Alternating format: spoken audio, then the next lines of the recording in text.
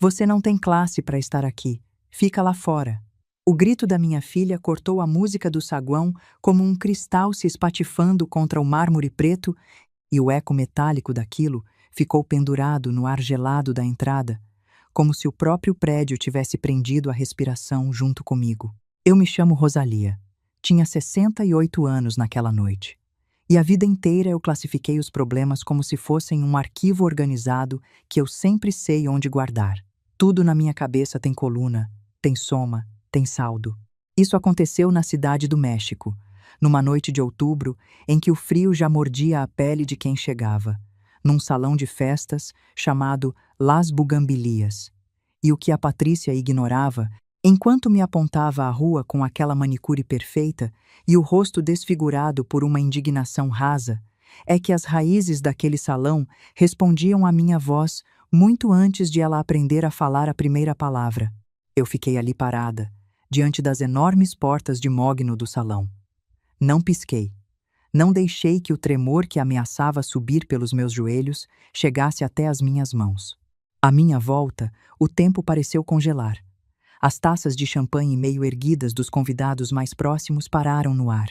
O murmúrio elegante das conversas sobre negócios e viagens se apagou, substituído por um silêncio espesso, quase sufocante.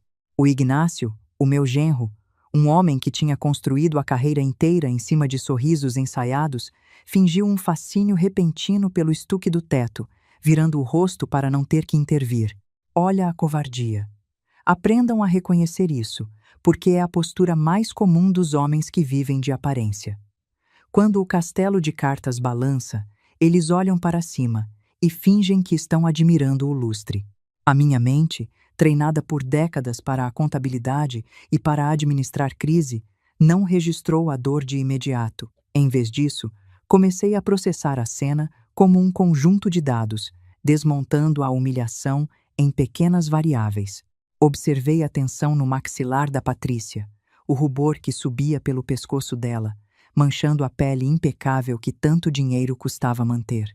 Ela usava um vestido de seda esmeralda que desafiava a gravidade, ou pelo menos era o que ela jurava a todos ser seda italiana legítima.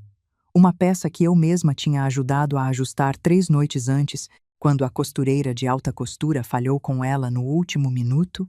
Observei também a minha própria roupa, um conjunto de lã cinza, de corte clássico e confecção impecável, mas sem as etiquetas de grife que a minha filha considerava o único passaporte válido para existir no mundo dela. Classe, ela tinha dito. A palavra ecoava na minha cabeça enquanto os meus olhos viajavam por cima do ombro dela, em direção ao interior do salão. Se ela soubesse o que realmente sustentava a elegância daquele lugar, se entendesse que a estrutura inteira daquela noite, que comemorava os 10 anos de casamento dela e a expansão da firma do Ignácio, não se apoiava no cartão de crédito dela, mas numa rede invisível de lealdades da qual eu era o nó principal. Para entender como a gente tinha chegado naquele ponto de fratura, é preciso voltar 6 meses. Foi quando a Patrícia chegou na minha casa pequena, mas organizada, no bairro de São Lucas, embrulhada num casaco que custava mais do que o meu falecido marido, o Federico, ganhava num ano inteiro de trabalho na fábrica. Trazia uma pasta de couro transbordando de orçamentos incompreensíveis, amostras de tecidos e um pânico mal disfarçado nos olhos. "Mãe, os números não fecham", ela me disse naquela tarde, deixando a pasta cair na minha mesa de jantar com um suspiro dramático. O Ignácio convidou os sócios majoritários da nova fusão. Se essa festa não for perfeita, o contrato cai, e o organizador que a gente contratou acabou de dobrar o orçamento. Eu não sei o que fazer. Eu não julguei. Eu nunca julgava. Coloquei os óculos de leitura, preparei um bule de camomila e abri a pasta. Durante os 3 meses seguintes, a minha sala de jantar se transformou no centro de operações do sucesso social dela. Enquanto ela ia para testes de maquiagem e degustações de vinho, onde só posava para as fotos, eu desmontava o orçamento linha por linha. A minha cabeça sempre funcionou assim. Onde os outros veem caos e desespero, eu vejo colunas, somas, subtrações e saldos que precisam ser alinhados. Despedi o organizador usurário, numa ligação de 5 minutos, baseada em 3 cláusulas abusivas que encontrei no contrato dele. Depois, peguei o meu caderno de contatos, encadernado em pano azul, o meu verdadeiro patrimônio. A Patrícia achava que exclusividade se comprava, mas eu sabia que a verdadeira qualidade se forja nas relações de uma vida inteira. Liguei para Dona Clara, a florista do Mercado Central, para quem eu tinha feito a contabilidade de graça quando a prefeitura tentou desapropriar o ponto dela uma década atrás. A Clara conseguiu os lírios brancos mais frescos da região por uma fração do custo. Fiz a mesma coisa com o buffet.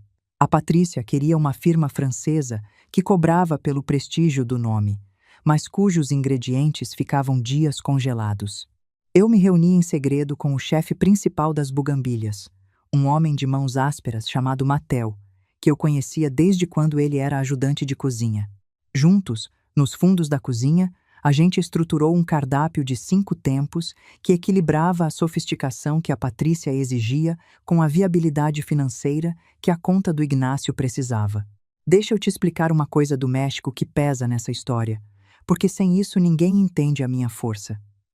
Lá existe uma tradição antiga chamada compadrazgo. Começou na igreja, com os padrinhos de batismo, mas com o tempo virou muito mais. Uma rede de compromissos mútuos entre pessoas que não são da mesma família de sangue, mas que se devem favores e lealdade pela vida inteira. No México, esse tecido de compadres atravessa todas as classes sociais e costura o rico ao pobre, o dono do salão ao manobrista. Aqui no Brasil, a gente tem coisa parecida no compadrio, no padrinho que apadrinha de verdade, no vizinho que vira família. A diferença é que lá isso é quase uma instituição, com nome próprio e regras não escritas. E eu, sem nunca ter pedido nada em troca, tinha me tornado a comadre de meio bairro. Todo esse trabalho foi invisível. Eu nunca pedi reconhecimento. Quando o Ignácio elogiava a Patrícia pela visão refinada e pelo gosto impecável dela, eu permanecia sentada no sofá da imensa sala de estar deles, tomando o meu chá, concordando com um pequeno sorriso metódico. O Federico costumava me dizer, antes de o câncer levá-lo, 5 anos atrás, que o meu maior defeito era o silêncio. Rosalia, você constrói castelos para os outros se debruçarem nas sacadas e dizerem que foram eles que fizeram, ele sussurrava nas noites.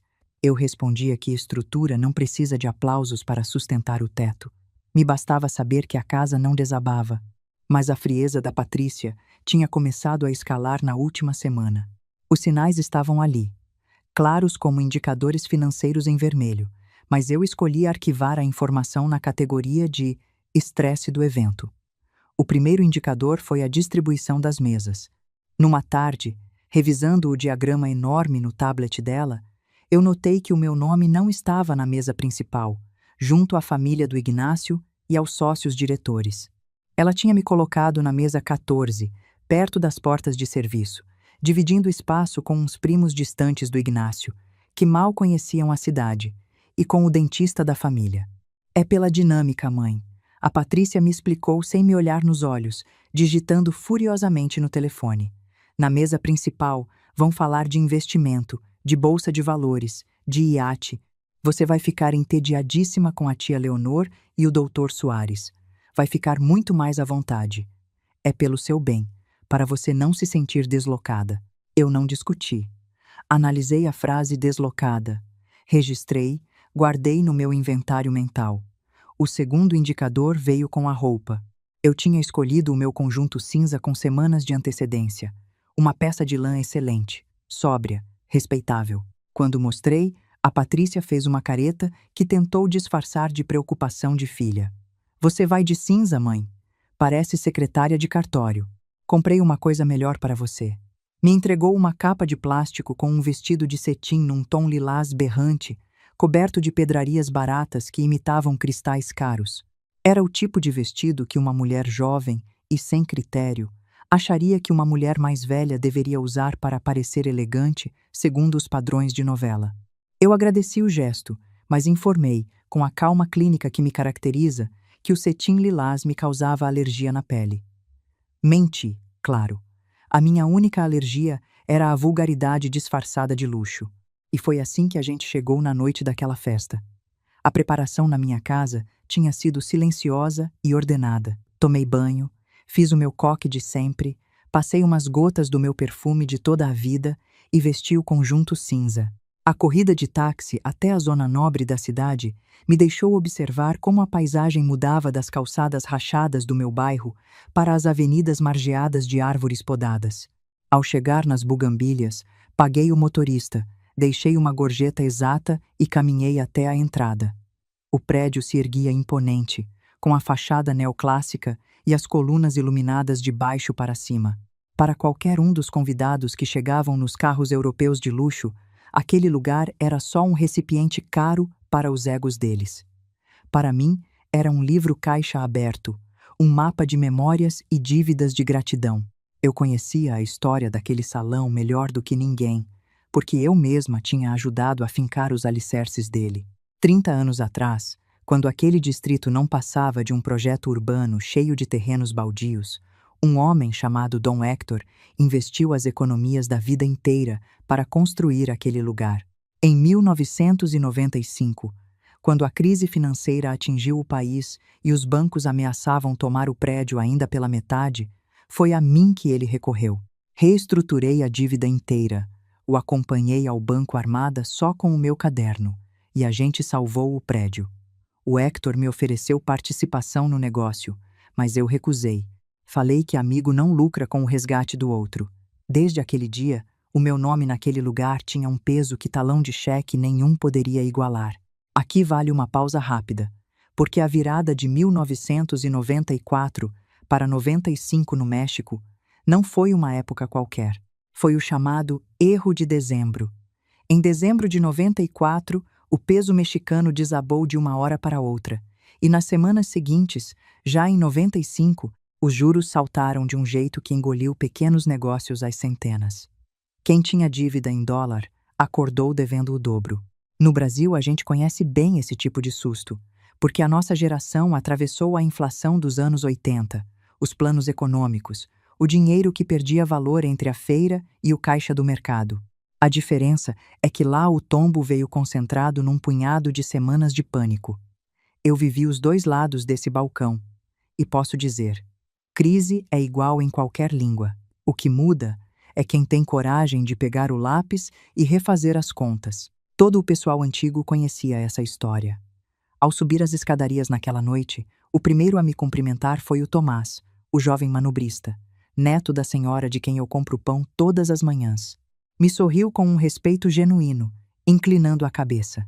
Depois, ao cruzar as imponentes portas de Mogno, vi o Julián, o capitão dos garçons, cuja filha mais nova quase tinha repetido o último ano do colégio, até que eu passei 6 meses dando aulas particulares de matemática avançada para ela, na minha sala, de graça. Ao me ver, o Julián levou a mão ao peito num gesto de reconhecimento profundo e me dedicou um sorriso caloroso que contrastava com a frieza dos convidados. Olhem para esses dois rapazes, porque eles vão importar muito mais para o final dessa história do que qualquer investidor de terno caro. O salão estava no auge do esplendor. As luzes dos lustres de cristal multiplicavam os brilhos das joias das mulheres. A música clássica criava uma atmosfera de sofisticação intocável. Eu parei um instante perto do guarda-volumes, admirando o resultado do meu próprio trabalho de logística. Os lírios da Clara estavam majestosos. O aroma que vinha das cozinhas confirmava que o Mattel tinha seguido as minhas instruções com o cardápio ao pé da letra. E então a Patrícia me viu. Estava recebendo um grupo de executivos suíços perto do arco principal que separava o saguão do salão de baile. Os olhos dela escanearam a minha figura de cima a baixo. Eu vi o sorriso de anfitriã congelar, as pupilas dilatarem num microsegundo de pânico estético. Ela se desculpou às pressas com os estrangeiros, deixando-os com o Ignácio, e veio na minha direção. Não caminhou, marchou. Os saltos batiam no mármore com a urgência de quem vai apagar um incêndio. Me interceptou antes que eu desse mais 3 passos para dentro. Mãe, sibilou num tom baixo, apertando o meu braço esquerdo com uma força que me surpreendeu, as unhas cravando através da lã da jaqueta. O que você está fazendo aqui? Vestida assim? Eu a olhei com serenidade. A minha mente registrou a pressão no braço, a respiração ofegante da minha filha, o cheiro de álcool caro e de medo no hálito dela. Boa noite, Patrícia. Feliz aniversário de casamento. O salão ficou exatamente como a gente planejou. Não muda de assunto, ela me interrompeu, soltando o meu braço como se ele queimasse e dando um passo atrás, se interpondo entre o meu corpo e a vista para o salão. Eu te disse para usar o vestido lilás. Mandei comprar. Te dei instruções claras, mãe. Olha para você. Parece a avó do pessoal da limpeza que veio buscar as faxineiras. A frase aterrissou no espaço entre a gente. Não houve um golpe emocional imediato no meu peito, e sim uma avaliação clínica das palavras dela. Ela estava assustada. A identidade inteira dela, construída em cima do dinheiro do Ignácio e da validação de estranhos, era tão frágil que a simples presença da própria mãe num conjunto cinza ameaçava derrubá-la. É um conjunto de lã fina, Patrícia, e eu estou perfeitamente apresentável para a mesa 14, para a qual você me relegou, respondi, mantendo o volume baixo, parelho, inalterável. Você não entende, ela disse, a voz começando a se elevar, perdendo o controle do tom de alta sociedade que vinha ensaiando. Várias cabeças começaram a se virar. O Ignácio, de longe, notou a confusão. Mas em vez de se aproximar para mediar, deu um passo para trás, se escondendo atrás dos suíços. O Ignácio está prestes a assinar a fusão. A esposa do sócio principal está usando um colar que vale mais do que a sua casa. E você aparece aqui me desafiando, como se quisesse me envergonhar de propósito, como se quisesse lembrar a todos de onde a gente veio. Ah, ali estava a raiz do problema, a verdade nua e contábil. Eu era o lembrete vivo da origem dela. Eu era o bairro de São Lucas, a mesa de fórmica, o esforço medido e o orçamento calculado. Eu era a prova de que ela não tinha nascido num berço de ouro, mas tinha escalado até ele. Eu não venho aqui para te envergonhar, Patrícia, eu disse, olhando nos olhos dela. Eu venho celebrar o seu aniversário no evento que eu mesma estruturei para vocês não falirem antes de assinar essa famosa fusão. Essa foi a faísca que detonou o barril de pólvora. Lembrar a ela da minha utilidade foi o insulto definitivo à fantasia de autossuficiência dela. O pânico no rosto se transformou numa fúria irracional, cegante. Foi então que ela perdeu por completo a noção de onde estava e de quem a rodeava. Deu um passo à frente, invadindo o meu espaço, e levantou a mão, apontando para as portas de mogno pelas quais eu tinha acabado de entrar. Você não tem classe para estar aqui. Fica lá fora, gritou. O grito rompeu o equilíbrio delicado do saguão. Foi como se alguém tivesse puxado um cabo mestre, desconectando a farsa. A música de Vivaldi pareceu tropeçar. Os garçons que passavam com bandejas de canapés ficaram petrificados. O Julián, ao longe, retesou o maxilar e deu um passo instintivo à frente. Mas eu levantei apenas um dedo, um gesto milimétrico, ordenando em silêncio que ele parasse. Ninguém devia intervir. Aquilo era uma coleta de dados, e eu precisava ver até onde a queda ia chegar. Da minha posição, eu via os convidados. As mulheres de vestidos de grife me olhavam com uma mistura de horror e fascínio mórbido. Os executivos desviavam o olhar, incomodados com a exibição de má educação. E na grande escada curva que descia dos camarotes superiores, eu via a Sofia, a minha neta de 14 anos. A Patrícia já a carregava no colo muito antes do casamento, porque ela e o Ignácio namoraram por uns bons anos, antes de oficializarem tudo num cartório. Então a menina era mais velha do que a própria união que aquela festa celebrava. Usava um vestido azul claro e segurava o programa impresso da noite, o mesmo que eu tinha desenhado e mandado para a gráfica na semana anterior. A Sofia me olhava com os olhos muito abertos, as mãozinhas apertando o cartão até amassá-lo. Ela, ao contrário da mãe, sabia perfeitamente das tardes que eu passei organizando tudo aquilo. Ela tinha me visto ligar para os fornecedores. Nos olhos dela não havia vergonha de mim. Havia um choque absoluto em relação à própria mãe. Eu registrei o olhar da Sofia e guardei no meu arquivo mental.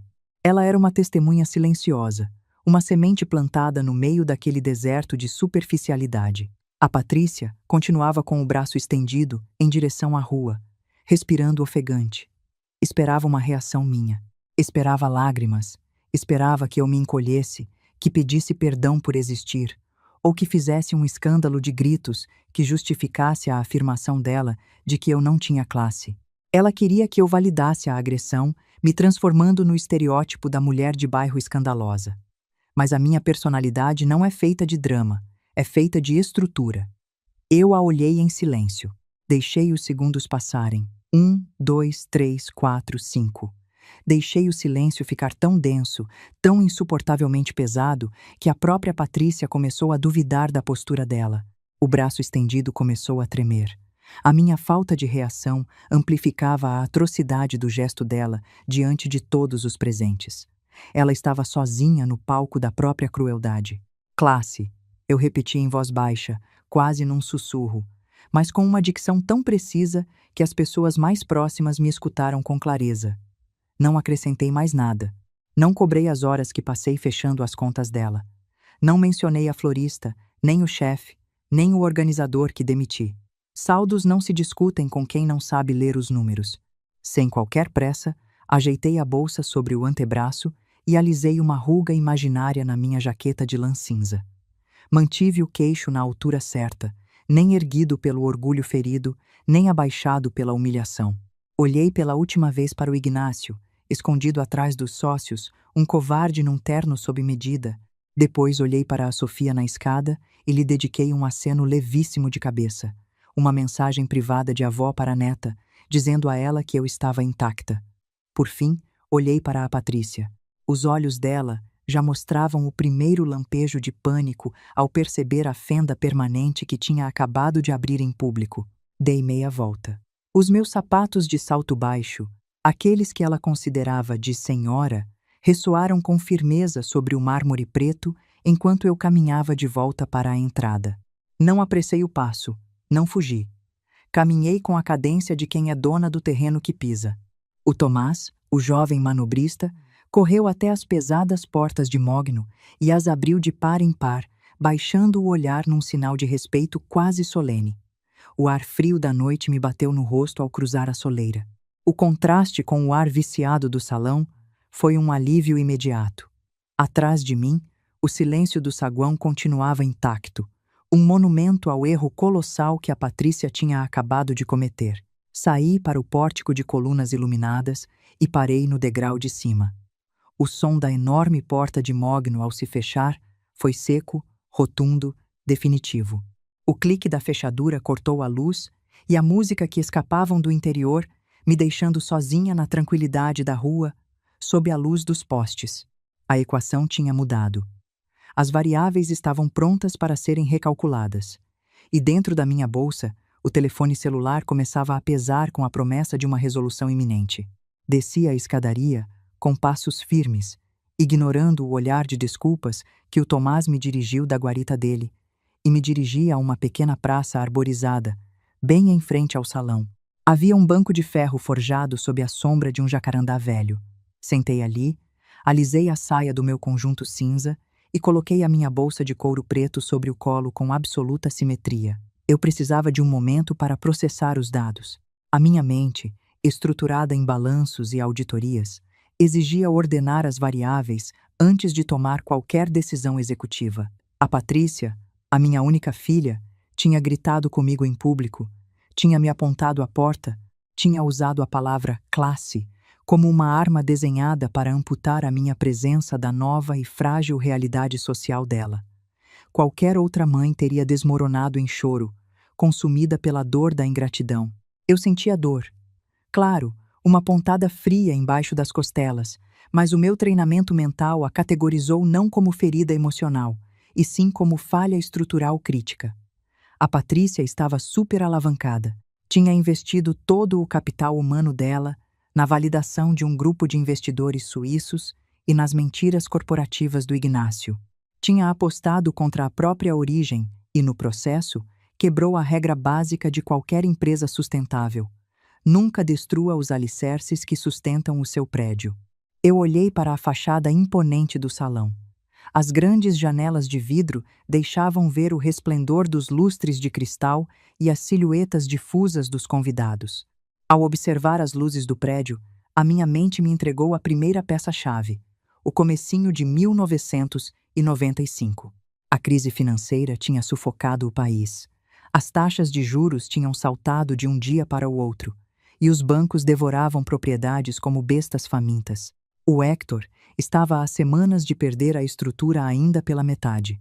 O banco tinha mandado fiscais para interditar a obra e cortar o fornecimento de energia. Eu me lembro do Federico chegando em casa às 3 da madrugada, com um macacão manchado de pó de tijolo, cheirando a solda. Sentou na mesma mesa de fórmica onde eu fazia as contas do mês. O Hector vinha com ele, um gigante de homem encolhido pelo desespero. "Rosalia, a gente precisa da sua cabeça", o Federico me disse, estendendo uma planta arquitetônica sobre a mesa. "O banco vai cortar a linha principal amanhã ao meio-dia para forçar a penhora. Se não tiver luz, as bombas d'água param, os alicerces alagam e a estrutura apodrece. O Hector perde tudo." Enquanto eu revisava as brechas legais na ordem de penhora do banco, o Federico e o Hector desenharam uma solução física.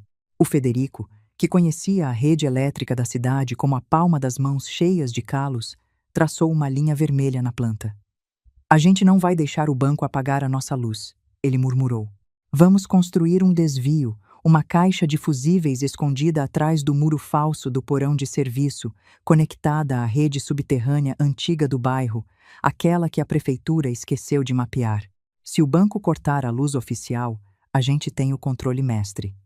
A verdadeira energia não está onde todo mundo vê, Rosalia. Está onde ninguém pensa em procurar."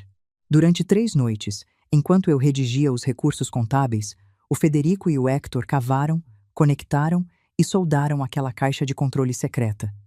Chamaram de o painel do Federico. 30 anos depois, o salão tinha sido reformado e recheado de mármore. Mas eu sabia, com a certeza de uma auditora implacável, que o painel continuava ali, intacto, pulsando na escuridão do porão, fora das plantas oficiais que o Ignácio e os investidores suíços dele achavam que dominavam. Abri o zíper da minha bolsa e tirei o meu celular, um aparelho robusto, preto, organizado em pastas eficientes. Procurei nos favoritos, arquivado sob a letra H. Apertei o botão de ligar. O telefone tocou 1, 2, 3 vezes. "Minha rainha linda", trovejou a voz do Hector do outro lado da linha. O sotaque rude e afetuoso do meu velho amigo contrastou violentamente com a esterilidade do ambiente que eu tinha acabado de abandonar. Eu conseguia escutar música regional ao fundo e o tilintar de copos. O Hector estava no rancho dele, nos arredores da cidade, onde costumava se recolher nos fins de semana, quando deixava a operação do salão nas mãos da equipe. "Como vai a grande gala?" O gerente me disse que as flores que você conseguiu deixaram todo mundo de boca aberta. "Pena que esses cheios de pose não saibam apreciar uma boa tequila, ou eu teria ficado para brindar com você." "Boa noite, Hector", respondi, a minha voz soando tão nivelada e calma como se eu estivesse lendo um relatório trimestral. "As flores estão perfeitas, e o Mateus superou as expectativas com o cardápio. No entanto, eu não estou lá dentro para conferir a temperatura do pato confitado." Houve uma pausa na linha. A música ao fundo pareceu baixar de volume abruptamente, como se o Hector tivesse tapado o aparelho com a mão imensa e dado uma ordem de silêncio. 30 anos de amizade permitiam que ele lesse as frequências da minha voz melhor do que o meu próprio sangue. "O que aconteceu, Rosalia?" ele perguntou. O tom jovial tinha desaparecido por completo, substituído pela gravidade de um homem que sabe que algo fundamental se rompeu. "A Patrícia acabou de me expulsar do saguão", informei, ditando os fatos sem adornos emocionais. Gritou na frente dos convidados, na frente dos executivos com quem o Ignácio pretende assinar a fusão dele. Me disse explicitamente que eu não tenho a classe necessária para permanecer no evento dela e que o meu conjunto cinza envergonha a imagem corporativa dela. O silêncio que se seguiu foi denso, carregado de uma eletricidade ameaçadora.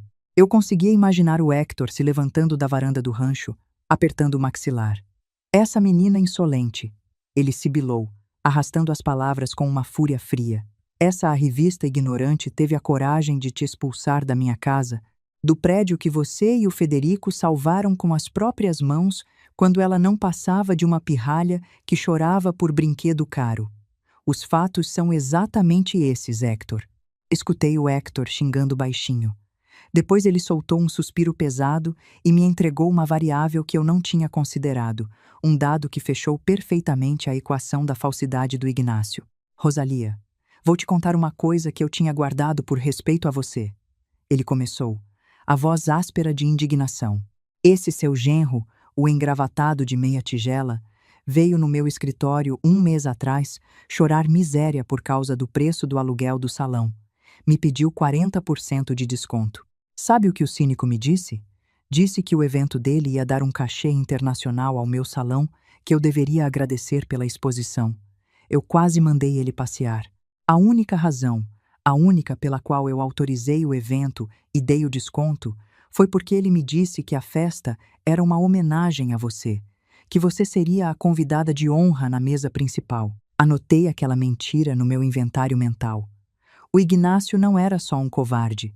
Era um falsificador de afetos que usava o meu nome como moeda de troca para subsidiar o estilo de vida dele. A mesa 14, o vestido lilás, o desconto roubado, tudo encaixava com uma precisão matemática asquerosa. Compreendo, eu disse, com suavidade. Hector, eu preciso ativar uma auditoria física no seu salão essa noite. Peça o que quiser.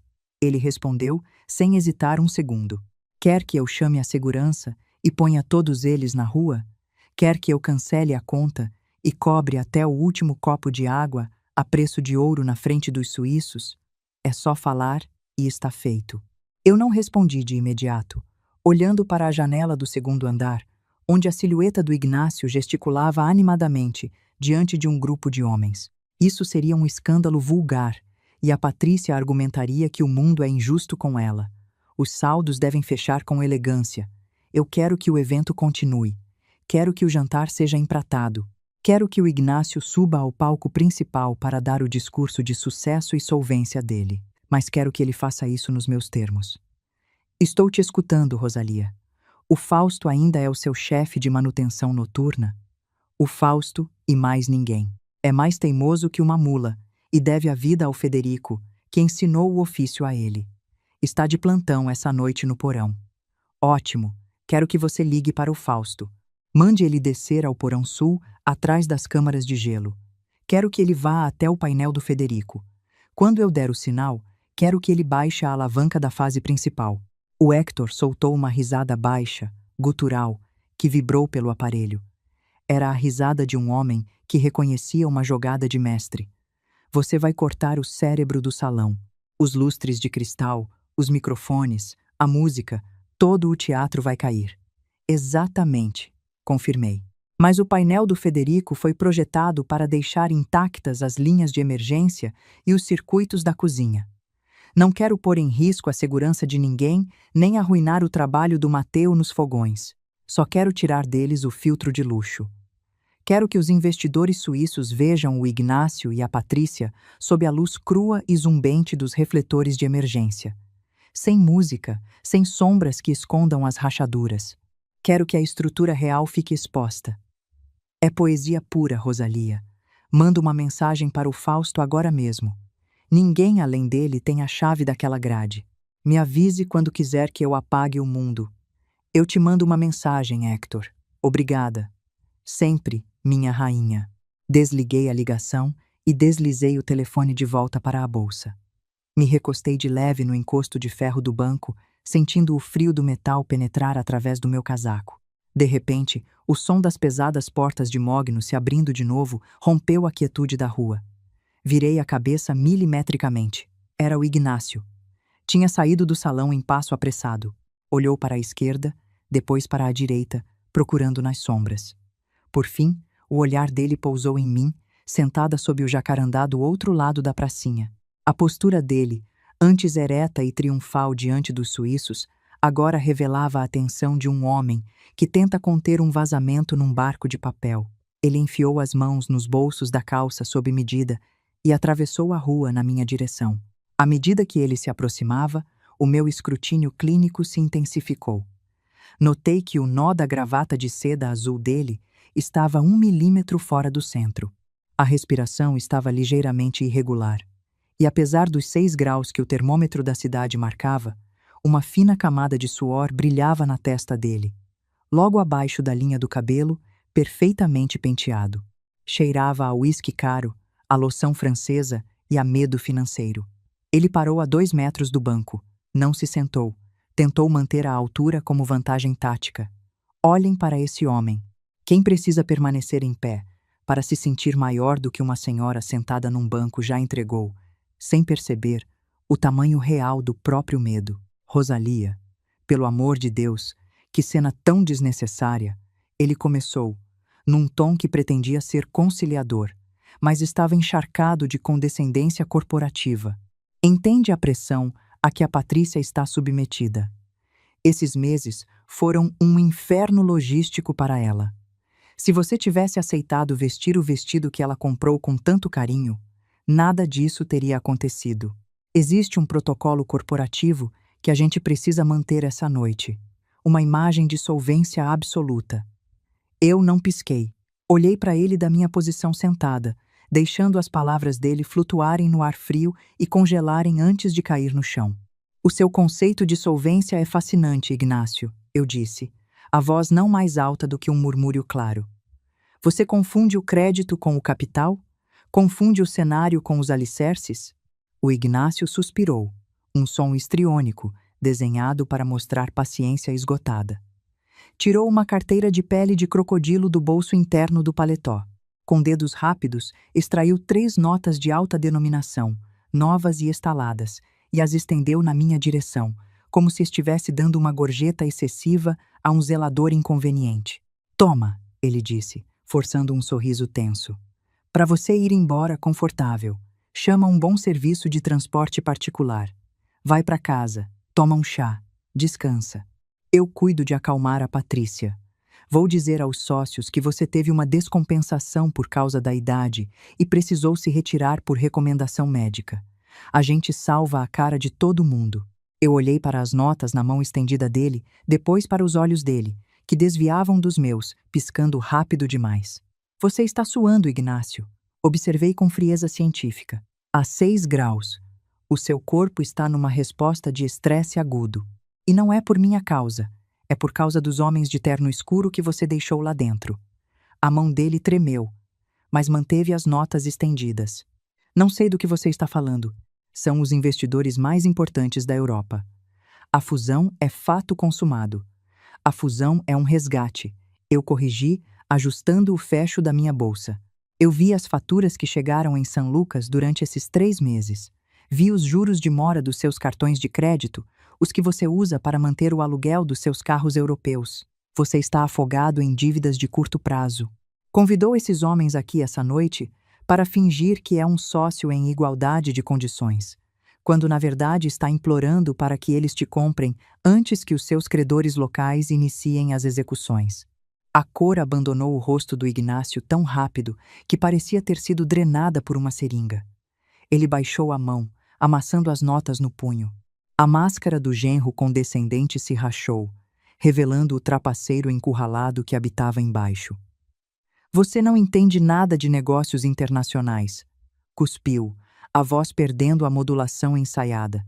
Você passou a vida somando centavos numa caderneta de espiral, num bairro de quinta. Não tem visão para entender essas ligas, Rosalia. Isso aqui não é reunião de condomínio, é poder de verdade. Eu e a Patrícia somos o futuro dessa firma. E você é uma âncora que nos lembra de um passado medíocre. Faça um favor a todos e desapareça por essa noite. Arquivei a frase poder de verdade. A presunção de que o poder residia no terno, no discurso e no talão de cheque vazio. O futuro é todo seu, Ignácio, respondi, mantendo uma neutralidade que o desnorteou. Pode guardar o seu dinheiro. Volta para a sua festa. Volta para o seu poder de verdade. Não serei eu quem vai interromper a sua narrativa. O Ignácio me olhou por um segundo, confuso com a minha falta de resistência, mas a urgência de voltar para a farsa era maior do que a curiosidade. Concordou, ajustando o nó da gravata, recuperando um resquício da arrogância artificial. Deu meia volta e caminhou rápido em direção às portas de Mogno, desaparecendo no interior iluminado do salão. Fiquei sozinha no banco. O vento soprou mais forte. De repente senti uma vibração curta dentro da bolsa. Tirei o telefone. Era uma mensagem de texto, mas não do Hector. Era do Mateo, o chefe executivo, das entranhas das cozinhas do salão. Li. Dona Rosalia, o Julián acabou de me contar. Todo o pessoal de serviço viu.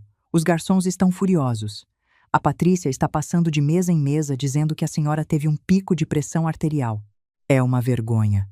O pato confitado está pronto para sair em 10 minutos. O discurso do Sr. Ignácio é logo depois de a gente servir o vinho de reserva. Que instrução a senhora me dá? A lealdade do Mateo não vinha de um contrato de trabalho. Vinha da vez em que eu passei 3 semanas negociando com o hospital para reduzirem a conta dele, quando a filha caçula precisou de uma cirurgia de apêndice de emergência e ele não tinha plano de saúde. Eu tinha estruturado um plano de pagamento que salvou a economia da família. A rede comunitária que eu tinha tecido durante décadas estava viva, respirando debaixo do chão de mármore que o Ignácio pisava com tanto desprezo. Os meus dedos se moveram sobre o teclado do telefone. Mateu, atrase o serviço dos pratos principais 15 minutos. Diga aos capitães para servirem todo o vinho possível.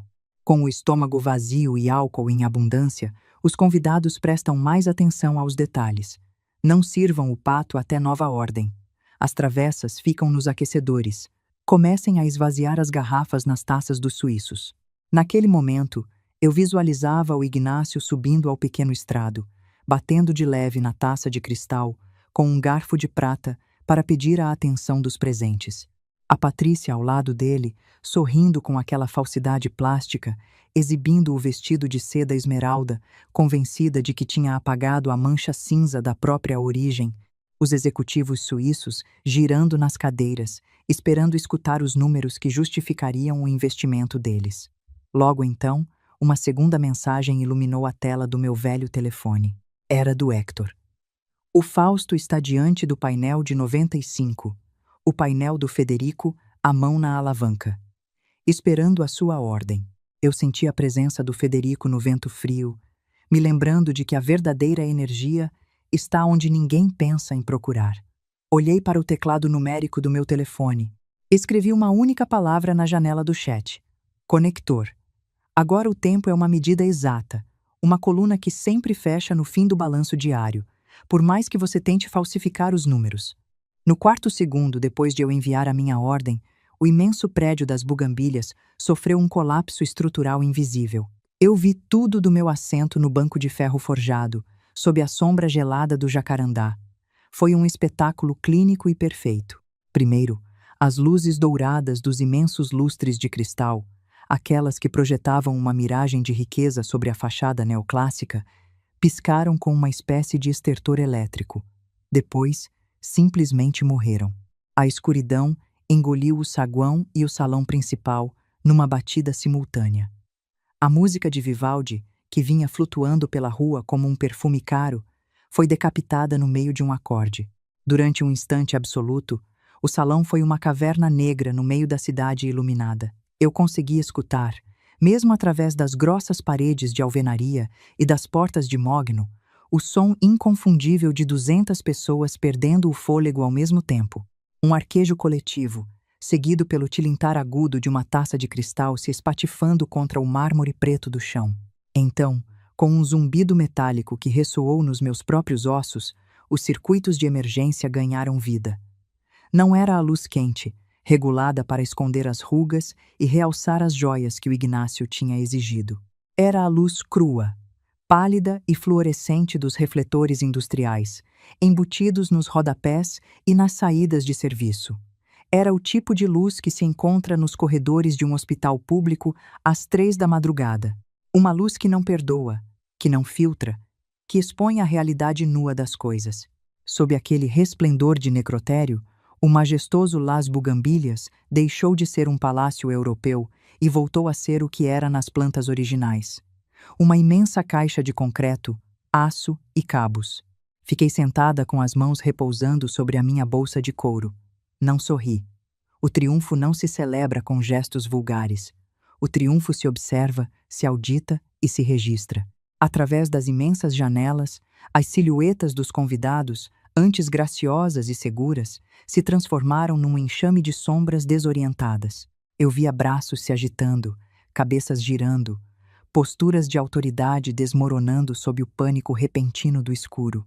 Aquela luz de hospital me transportou, sem aviso, para outra sala pálida, 5 anos atrás. O quarto do pavilhão de oncologia, o cheiro de iodo e de lençóis lavados com alvejante. O Federico estava na cama, o corpo grande e forte reduzido a um mapa de ossos cobertos por uma pele fina, como papel manteiga. Eu me lembro da tarde exata em que o Ignácio apareceu naquele quarto. Abriu uma maleta de couro italiano e tirou uma pasta de documentos. Disse ao meu marido que tinha uma oportunidade de negócio única e que só precisava de um empréstimo temporário. Queria que o Federico assinasse um aval usando as escrituras da nossa casa em São Lucas como garantia. A Patrícia, junto à janela, me olhava com aquela mistura de súplica e exigência de sempre. "É para o nosso futuro, mãe", ela disse. "Não sejam antiquados." Eu não disse uma palavra. Peguei a pasta das mãos suadas do Ignácio, coloquei os óculos e me sentei na beirada da cama. Não me fixei nas projeções de lucro nem nos gráficos coloridos. Fui direto às cláusulas de penalidade, na página 14. Ali estava a armadilha. Não era um empréstimo bancário tradicional. Era um fundo cego com um agiota privado que cobrava juros usurários de capitalização diária. Se o Ignácio falhasse um único pagamento, a Casa de São Lucas passava automaticamente para as mãos do fundo, sem direito à defesa em juízo. Ele não estava arriscando o futuro dele. Estava hipotecando o nosso passado para financiar o presente de mentiras dele. Deixa eu te explicar uma coisa, porque o detalhe importa. No México, esse tipo de instrumento se chamava fideicomisso, um fundo em que você entrega um bem à administração de um terceiro. Na teoria serve para proteger heranças, mas, nas mãos erradas, vira uma máquina de tomar a casa dos outros. No nosso direito, isso se aproxima da alienação fiduciária. A diferença é que aqui no Brasil, mesmo nela, existe a possibilidade de purgar a mora, de pagar o atraso e recuperar o bem. A nossa lei dá ao devedor uma escada de saída. O que o Ignácio trouxe era um precipício sem corrimão. Dobrei o contrato e o entreguei a ele. "A casa não se toca", eu disse, com a mesma voz plana com que falaria com ele na rua décadas depois. O Ignácio tentou argumentar, falando de alavancagem e de visão global. O Federico levantou uma mão trêmula, silenciando ele. "Esse rapaz constrói com saliva." Rosalia, o meu marido, sussurrou naquela noite, quando ficamos sozinhos e o monitor cardíaco marcava o ritmo do fim. "E saliva não sustenta o teto quando chove. Me promete que nunca vai dar a ele as chaves da sua segurança." Eu fiz a promessa. E hoje, ao ver o prédio às escuras, soube que estava cumprindo o último mandato da auditoria de vida dele. O telefone na minha bolsa vibrou, me tirando do quarto do hospital e me devolvendo ao ar frio da praça. Era uma ligação do Julian, o capitão dos garçons. Apertei o botão verde e levei o aparelho ao ouvido. O ruído de fundo era um caos amortecido. Murmúrios tensos, cadeiras arrastando sobre o mármore e, ao fundo, a voz aguda e destemperada da Patrícia exigindo que alguém fizesse algo. "Dona Rosalia", sussurrou o Julian. A voz grave, controlada, mas com uma corrente subterrânea de satisfação. "É um poema visual. Eu queria que a senhora estivesse aqui dentro para ver." "Me dê o relatório de danos, Julian. Só os fatos", instruí, mantendo a vista fixa na fachada de vidro. "O corte foi cirúrgico", começou a narrar o Julian, se afastando um pouco da gritaria para que eu pudesse escutá-lo com clareza.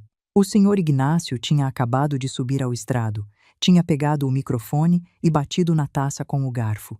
Disse: "Senhores, o futuro dessa firma está iluminado pela confiança." E na palavra confiança, a alavanca desceu. O microfone soltou um chiado estático e o salão ficou cego. Os investidores suíços, os da mesa principal, ficaram petrificados. Um deles derramou a taça de vinho tinto sobre a toalha branca. Na penumbra das luzes de emergência, parece uma cena de crime. "E qual foi a reação da Patrícia?" perguntei. "Entrou em pânico imediato", respondeu o Julian. e eu pude escutar o roçar do colete de serviço dele enquanto caminhava pelos corredores escuros. Começou a gritar que era uma sabotagem da concorrência. Acendeu a lanterna do celular tentando iluminar o rosto do marido, mas só conseguiu criar sombras horríveis na parede atrás dele. O senhor Ignácio desceu do estrado suando em bicas, me interceptou perto da cozinha e exigiu aos gritos que a gente ligasse o gerador a diesel. Me ameaçou de processar o salão pela imagem corporativa dele. E o que você respondeu, Julian? Segui os seus protocolos ao pé da letra, chefa, disse o Julian com um orgulho profissional inabalável. Adotei a postura da incompetência tática. Disse a ele, no meu tom mais educado e prestativo, que o sistema elétrico principal tinha sofrido um colapso catastrófico fora da nossa jurisdição. Expliquei que a usina de emergência só pode ser ativada pelo engenheiro-chefe e que, lamentavelmente, ele não responde ao rádio. Pedi desculpas em nome da gerência e perguntei se ele desejava um copo de água morna, já que as máquinas de gelo também estavam fora de serviço. Um pequeno sorriso, apenas um leve ajuste no canto dos meus lábios, rompeu a minha expressão neutra. A rede comunitária estava operando com uma precisão militar. A incompetência tática era um mecanismo de defesa que eu mesma tinha ensinado a eles a usar contra os fiscais corruptos da prefeitura. Consistia em paralisar o agressor por meio de uma gentileza burocrática excessiva e inútil. Você não consegue brigar com um funcionário que sorri, que pede desculpas e que informa que o manual de procedimentos o impede de resolver o seu problema. Aqui entre nós é a arma mais elegante que existe, porque o agressor não tem onde bater. O que os garçons estão fazendo nesse momento? Indaguei, analisando as variáveis operacionais da noite. Estão executando uma greve de braços cruzados disfarçada de preocupação com a segurança, explicou o Julian, baixando ainda mais a voz. Os rapazes andam lentíssimo. Se alguém pede uma bebida, eles dizem que não podem abrir as geladeiras por risco de curto-circuito. Se perguntam pelo jantar, a gente lembra que o Código Sanitário do município proíbe terminantemente empratar alimentos crus no escuro. O Matel tem o pato confitado perfeitamente seguro nos aquecedores a gás da cozinha, que são independentes do sistema elétrico.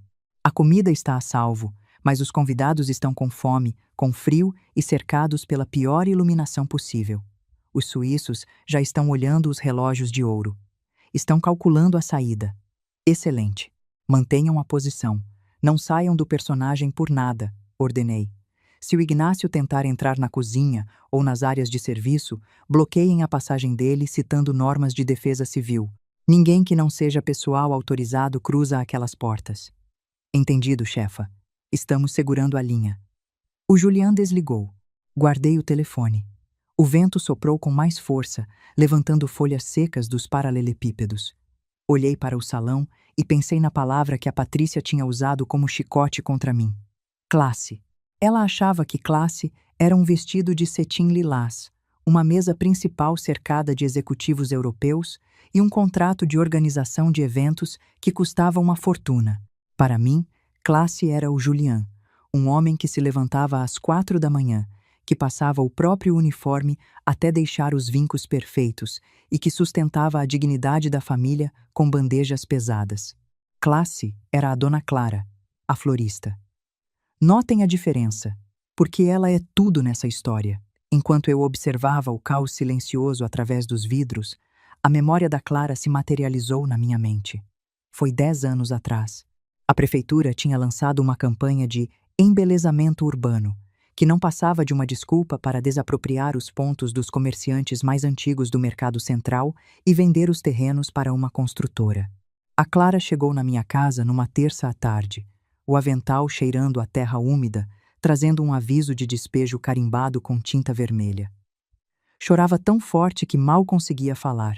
Ela tinha herdado aquele ponto da mãe, e as flores eram a única renda dela para sustentar os 3 netos órfãos. Eu sentei ela na minha cozinha, preparei um chá de cidreira e coloquei o documento sob a luz da minha luminária. Por lá, naquela época, a desapropriação por interesse urbanístico era um caminho que as prefeituras mexicanas usavam com frequência, e o pequeno comerciante quase nunca tinha como brigar porque não havia dinheiro para advogado. No nosso direito, Isso se chamaria desapropriação por utilidade pública. E aqui no Brasil, a gente tem uma diferença que faz toda a diferença. A Defensoria Pública, que defende de graça quem não pode pagar. Cada país tem o seu sistema, e o nosso, com todos os defeitos, criou essa rede de proteção. Lá, naquela época, quem não tinha quem soubesse ler um documento simplesmente perdia tudo. Notei uma discrepância no número do registro de imóveis. Fui aos arquivos municipais e passei 6 horas revisando atas empoeiradas. Descobri que a ordem de desapropriação estava baseada num mapa topográfico obsoleto da década de 70, que situava o Ponto da Clara num lote que legalmente pertencia a uma reserva de domínio público, intocável pela construtora. Não contratei advogado, não fiz escândalo. Redigi um recurso de nulidade administrativa citando as próprias normas da prefeitura e fui com a Clara até o gabinete do diretor de desenvolvimento urbano. Coloquei a pasta sobre a mesa, abri na página exata do erro cadastral e expliquei as consequências penais de assinar um despejo baseado em documentos falsos. No dia seguinte, a Clara recebeu um documento oficial garantindo a posse do ponto dela para sempre. Eu não cobrei 1 centavo. O pagamento dela chegou anos depois, em forma de lírios brancos, numa lealdade que não se registra em livro-caixa de banco. A Patrícia desprezava aquele mundo. Não entendia que o meu caderno de contatos era um banco de favores inesgotável. Uma rede tecida com gratidão de verdade, não com contratos de papel. De repente, a tela do meu telefone se acendeu de novo na escuridão da praça. Dessa vez, não era uma ligação, era uma mensagem de texto. O nome na tela fez o meu ritmo cardíaco, até então perfeitamente estável, sofrer uma leve alteração. Era a Sofia, a minha neta. Desbloqueei o aparelho rapidamente. A mensagem era breve, escrita com a urgência de uns dedos trêmulos. Vó, eu estou com medo. O papai está perdendo o controle. Acabou de encurralar o Tomás, o rapaz dos carros. Está gritando na cara dele. Diz que os empregados do bairro roubaram os cabos da luz para sabotá-lo. Está xingando ele muito feio. A mamãe está chorando no banheiro. Os suíços estão pedindo os casacos. Vem, por favor. Eu não quero ficar aqui sozinha. O Tomás. Um rapaz de 20 anos que trabalhava turnos de 12 horas para pagar a faculdade.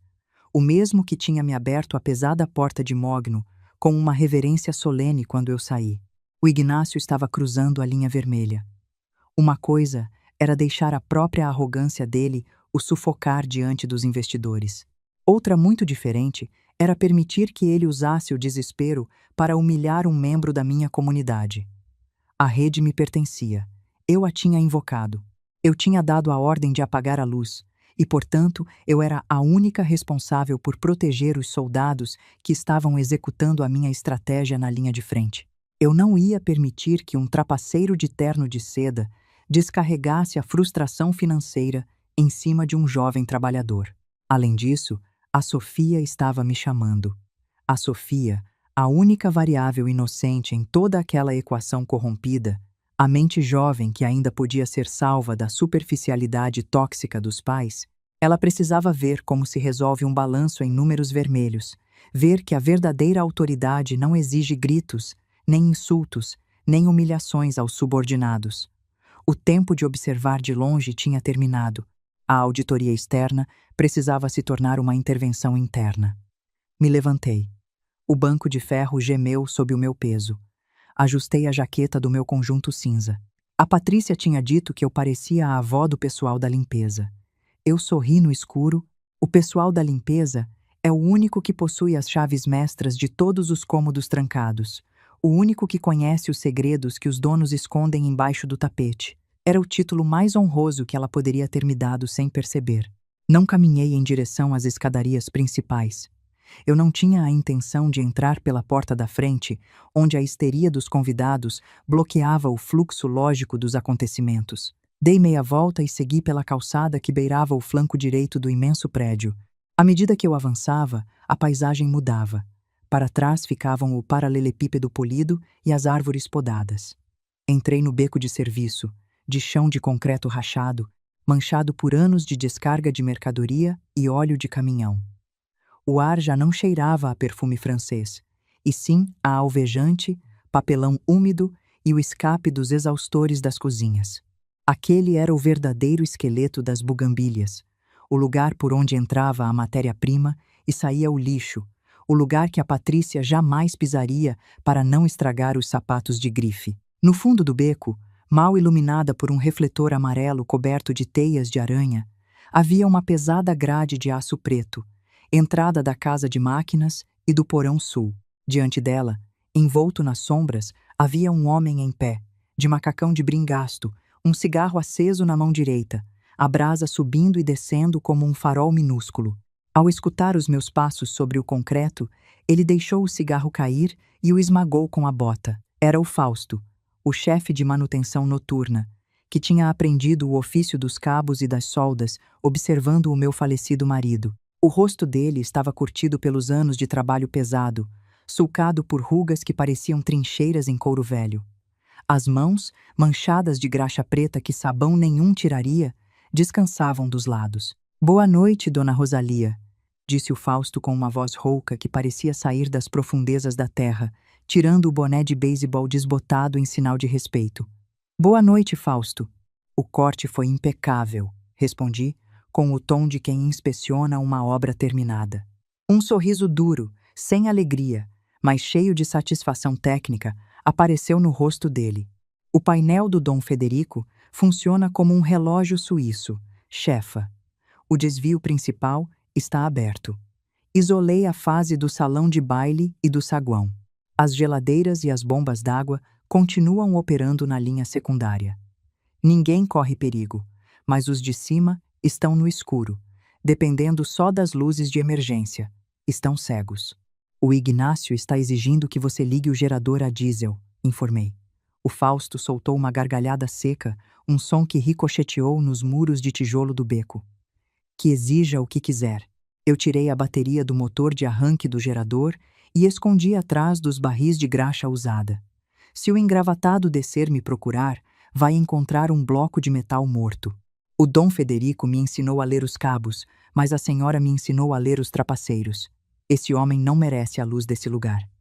Ele não vai descer, garanti. Está ocupado demais culpando os manobristas pelo próprio fracasso. "Fausto, eu preciso entrar. Não pela porta principal. Preciso de acesso direto ao corredor de serviço que conecta as cozinhas ao estrado. Quero estar atrás dele antes que ele termine de destruir o pouco que sobra da reputação dele." O Fausto não hesitou um instante. Enfiou a mão no bolso do macacão e tirou um pesado molho de chaves numa argola de aço oxidado. Selecionou uma chave longa de latão antigo e a entregou para mim. O metal estava frio e pesado na minha palma.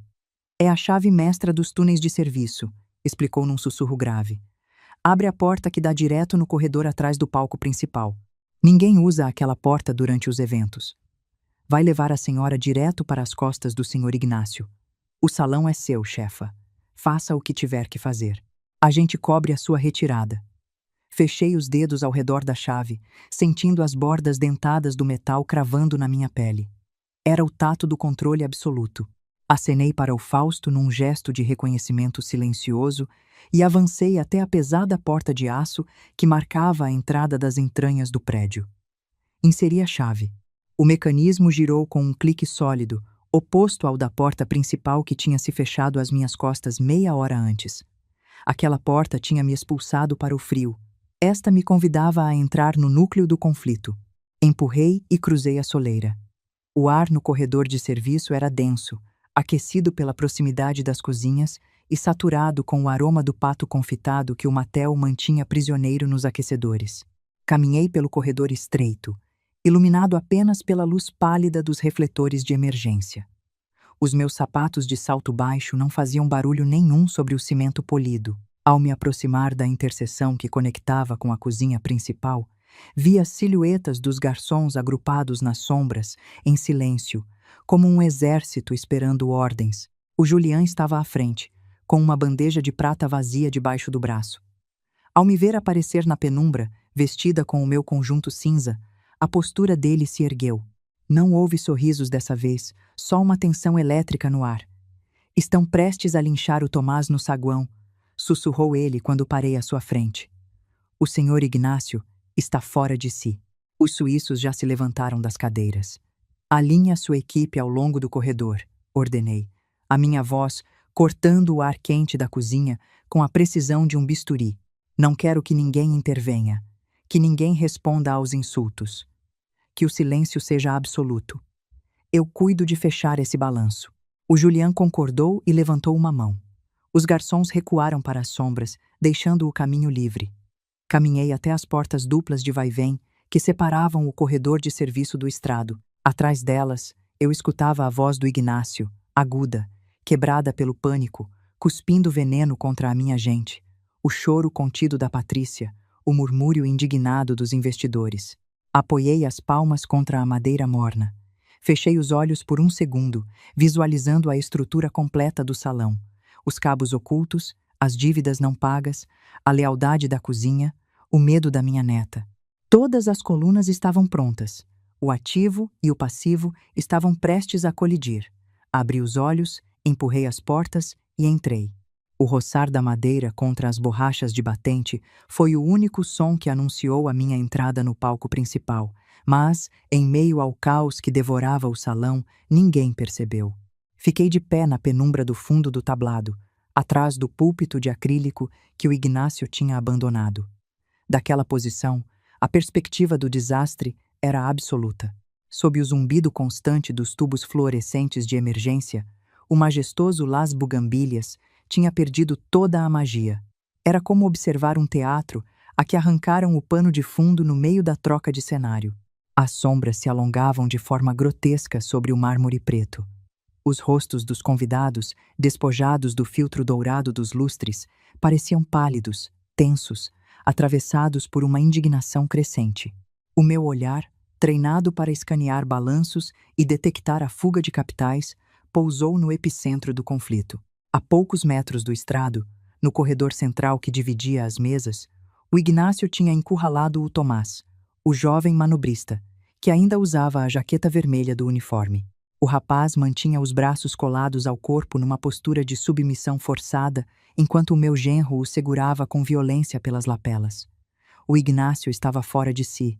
O rosto, habitualmente maquiado com um sorriso corporativo, estava vermelho, deformado por uma fúria irracional. A gravata de seda azul pendia torta sobre a camisa encharcada de suor. "Você é um inútil, um ladrãozinho de bairro", gritava o Ignácio para o Tomás, cuspindo as palavras com uma mistura de pânico e desespero. Com certeza foram os seus amigos, os mortos de fome da rua, que cortaram os cabos. "Eu vou fazer você ser preso. Diga, onde fica a caixa de fusíveis principal, seu animal?" O Tomás não respondia. Mantinha o olhar fixo no nó da gravata do Ignácio, suportando a humilhação com uma dignidade que o meu genro jamais poderia comprar. Atrás dele, a uma distância prudente, os investidores suíços observavam. O homem mais velho do grupo, de cabelo prateado e terno cinza impecável, indicava à esposa que pegasse o casaco. O nível de nojo nos olhos dele era um indicador financeiro que não exigia interpretação. A fusão estava morta. A um canto, perto da mesa principal, a Patrícia soluçava. O vestido de seda esmeralda, que sob as luzes quentes tinha parecido alta costura, revelava agora, sob a luz branca implacável, as costuras tensas e o brilho sintético de um tecido barato. Ela cobria o rosto com as mãos, incapaz de intervir, incapaz de deter a autodestruição do marido, paralisada pelo colapso da mentira que os dois tinham construído. "Solta ele, Ignácio!" gritou de repente, mas a voz soou fraca, sem qualquer autoridade. "Você está assustando todo mundo. Por favor." "Os suíços vão embora." O Ignácio não a escutou. Levantou um punho, ameaçando fisicamente o Tomás numa última tentativa patética de recuperar o controle através do terror. Foi naquele milésimo de segundo que eu decidi que a coleta de dados tinha terminado. Era a hora de fechar o balanço. "Solta o rapaz, Ignácio", eu disse. A minha voz não foi um grito. Eu não precisava gritar. Projetei do diafragma usando a acústica do estrado com a mesma modulação fria e cortante que eu usava para rejeitar uma auditoria fraudulenta. O som atravessou o salão como uma lâmina de bisturi. O Ignácio congelou, o punho parado no ar. Lentamente, como se o pescoço estivesse enferrujado, girou a cabeça em direção ao palco. Ao me ver ali, de pé sob a luz crua, envolta no meu conjunto de lã cinza, com a bolsa preta pendurada no antebraço, os olhos dele se arregalaram. O terror puro substituiu a fúria. Você, sussurrou Ignácio, soltando as lapelas do Tomás e dando um passo atrás, tropeçando na beirada da toalha da mesa mais próxima. O que você faz aqui dentro? Eu te disse para ir embora. A Patrícia te expulsou. Eu não me mexi da minha posição elevada. Os meus olhos percorreram a sala, registrando como as 200 cabeças se viravam na minha direção. O silêncio que se seguiu foi absoluto, rompido só pelo zumbido dos fluorescentes. As portas desse prédio não respondem aos seus caprichos. Ignácio, respondi, descendo os 3 degraus do estrado com lentidão deliberada, fazendo ressoar os saltos dos meus sapatos sobre a madeira envernizada. E certamente não respondem aos insultos de um homem que está a 10 minutos da falência técnica. A Patrícia soltou um grito abafado e correu para o centro do corredor, se interpondo entre o marido e eu. O rosto estava manchado pela maquiagem borrada e a respiração era um arquejo errático. "Mãe, cala a boca!" gritou, perdendo qualquer resquício da sofisticação que tinha tentado projetar a noite toda. "Você está arruinando tudo. Por que você voltou? Olha para você, parece uma zeladora. Você não tem classe para estar na frente dessa gente. Seguranças, Julian. Tirem ela daqui agora mesmo." Agitou os braços, procurando os garçons entre as sombras do corredor de serviço. "Julian, eu estou te dando uma ordem. Tira essa mulher da minha festa."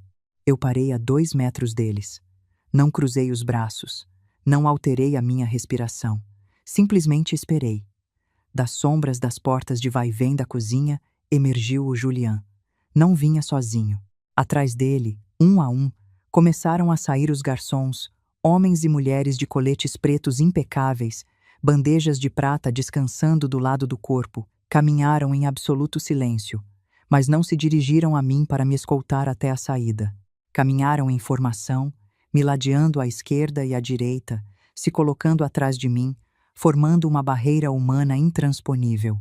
O Tomás, o jovem manobrista que o Ignácio acabava de agredir, ajustou a gola da jaqueta vermelha, olhou para o Ignácio com um desprezo glacial e caminhou até se colocar ao meu lado direito. A equação visual era devastadora. A Patrícia e o Ignácio estavam sozinhos no centro do corredor, cercados pelos próprios convidados assustados. Eu estava amparada pelo verdadeiro motor do salão, pelas mãos que serviam, que limpavam, que sustentavam o prédio. A rede comunitária tinha fechado fileira. O capitão dos garçons não recebe ordens de clientes insolventes. "Patrícia", declarei, a voz ressoando no silêncio sepulcral. "O Julian e a equipe dele estão aqui por lealdade a uma estrutura que vocês dois não compreendem e jamais poderão comprar." O Ignácio olhou para os garçons, tentando processar o motim. "O que é isso?" balbuciou, o pânico fazendo o queixo tremer. "Estão todos demitidos. Eu vou pôr todos vocês na rua. Vou processar a empresa de serviço." "Você não pode demitir ninguém, Ignácio." Eu o interrompi, com a paciência clínica de quem explica matemática básica a uma criança teimosa. "Porque você não paga o salário deles. Aliás, você não pagou nada nessa noite." Tentou sustentar um evento de luxo com uma linha de crédito que não existe, usando o meu nome para mendigar favores. O executivo suíço de cabelo prateado deu um passo à frente, o rosto uma máscara de severidade. "Senhor Ignácio", disse, com um espanhol arranhado por um sotaque forte, "poderia explicar o que significa esse espetáculo? Quem é essa senhora e por que ela afirma que o senhor está falido?" O Ignácio se virou para o suíço, suando em bicas, levantando as mãos num gesto de súplica patética. "Senhor Hoffman, eu lhe imploro, não escute ela. É a minha sogra. Uma senhora de idade, doente da cabeça, com demência senil. Teve uma crise nervosa e entrou pela porta dos fundos. Tudo isso é um mal-entendido." A luz vai voltar a qualquer momento. Olhem a frieza do desespero. Para se salvar, ele inventou uma doença para a própria sogra na frente de 200 pessoas. A minha capacidade mental está em perfeitas condições, Sr. Hoffman, intervim, me dirigindo direto ao investidor estrangeiro, ignorando o Ignácio. Eu me chamo Rosalia, e como auditora contábil aposentada, sugiro que o senhor revise os passivos ocultos da firma do meu genro antes de assinar qualquer fusão. O homem que está diante do senhor não controla a própria empresa, não controla este evento e, como o senhor acabou de comprovar, nem sequer controla o respeito do pessoal que lhe serve a água. Cala a boca! Gritou a Patrícia, se aproximando de mim com os punhos cerrados. Tudo isso é porque você está ressentida. Porque te dói que eu tenha saído daquele bairro miserável. Porque eu sim tenho classe e você não.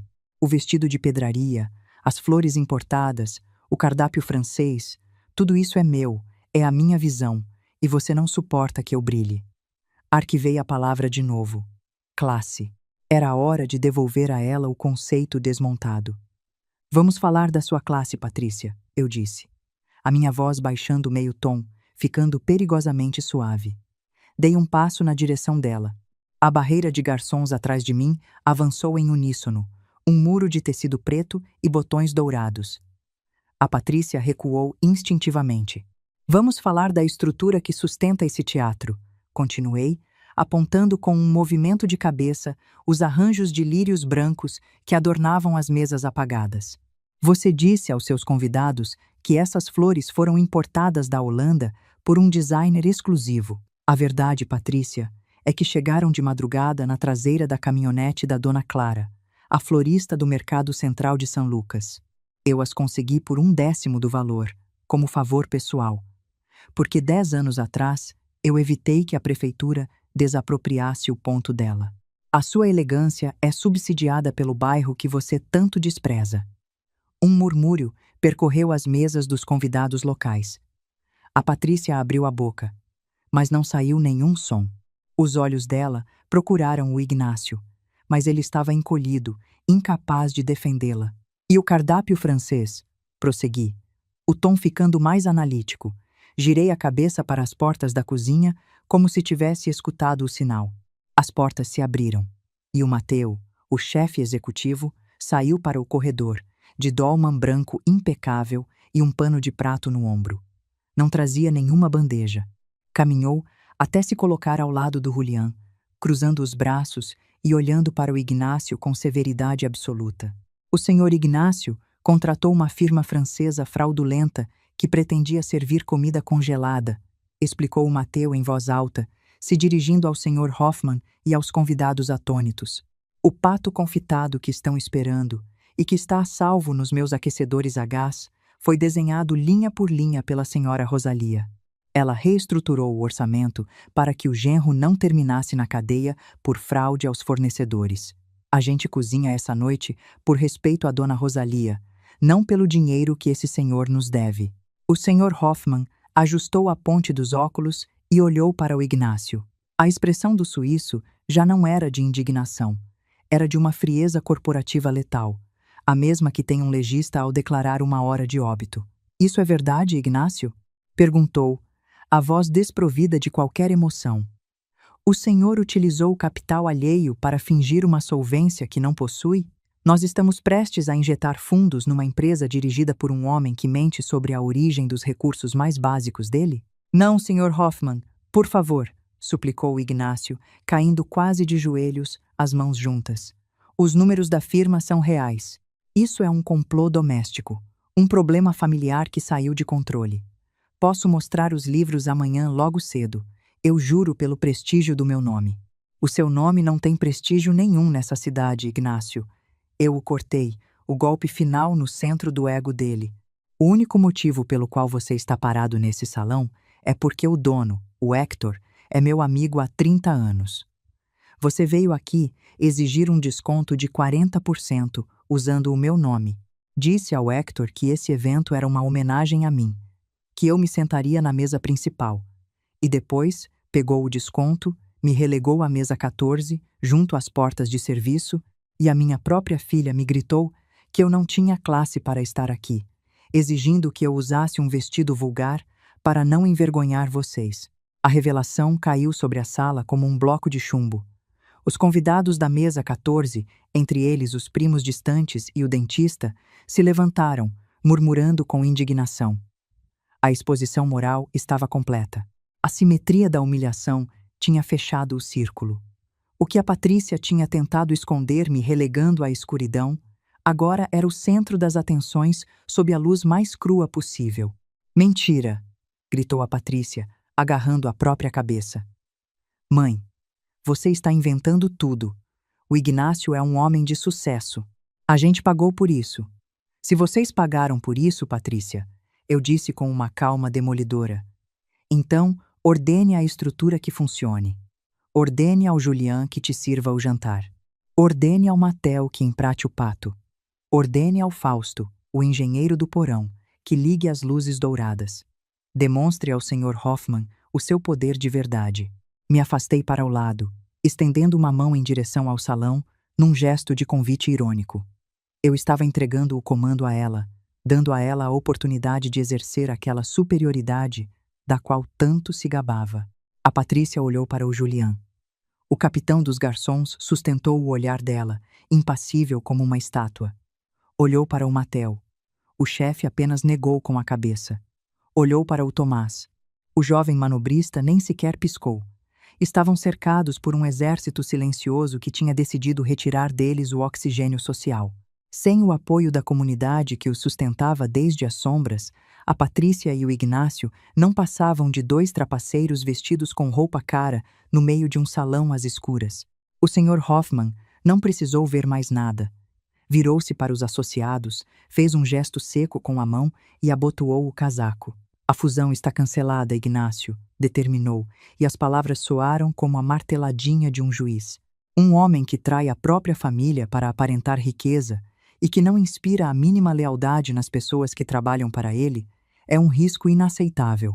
Mandaremos os nossos advogados amanhã para liquidar os acordos preliminares.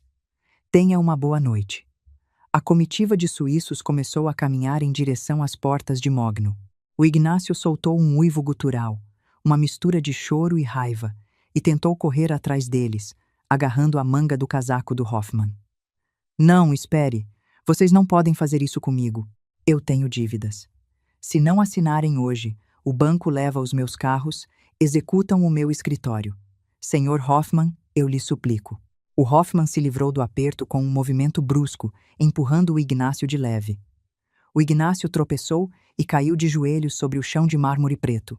Ficou ali, sob a luz fluorescente de emergência, um homem que tinha construído um castelo com saliva e que agora via a chuva da verdade derreter os alicerces.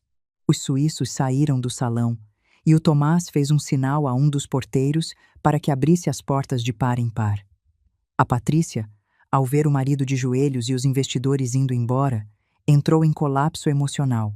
Caiu sentada numa cadeira próxima, chorando copiosamente, com a maquiagem preta manchando o decote do vestido verde esmeralda. O silêncio na sala voltou a ser denso, pesado. A farsa tinha se desintegrado por completo. Eu me mantive na minha posição, avaliando o resultado da minha intervenção. As variáveis estavam ajustadas. O passivo tinha sido exposto.